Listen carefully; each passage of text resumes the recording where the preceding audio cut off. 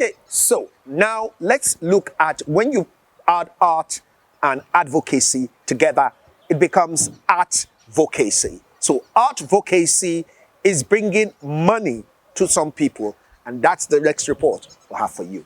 Artvocacy is the mixture of two words, art and advocacy. This is the movement that is being pushed by the Street Project Foundation, a non-governmental group focused on honing the talents of young people and channeling such talents towards positive causes.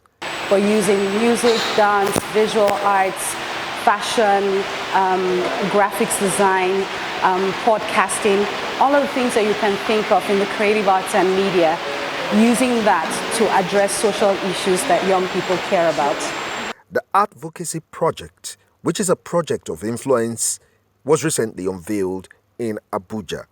The End SARS movement and its resultant consequences in 2020 has awakened a lot of fire among the young people for a need to make Nigeria a better nation. Everyone is adding their voice to the call and doing the little they can to contribute to a nation that can prosper and become one of the wealthiest nations globally. The art community does not want to be left out. I would like to see young, intelligent, and educated youth in strategic positions in politics and government to implement new things in the government. For example, we have a lot of things we want fixed in the country. We have bad roads in the country. We have insecurity in the country. We have poverty in the country. People are hungry. People don't have the basic food, water. They don't have it. So these are some of the things we want the government to look into and fix. I'm passionate about the streets, the people in the streets, the orphanage, the less privileged and all. So by God's grace, I would want to use my spoken word to enlighten people about the people in the street, about the sufferings in the street. National Orientation Agency actually uses arts in what we call community theatre, and we also engage in community dialogues.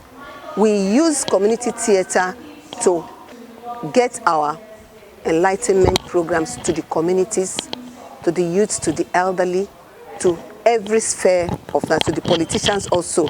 For Street Project Foundation, they expect that this movement will not only be voices heard, but voices that can empower the youth. When you talk about economic opportunities, if things get better, because we do all this and we have all the resources in this country, we have all it takes to be a great nation. And when we're a great nation, then issue of unemployment will not be there. Young people would be able to explore opportunities within the country.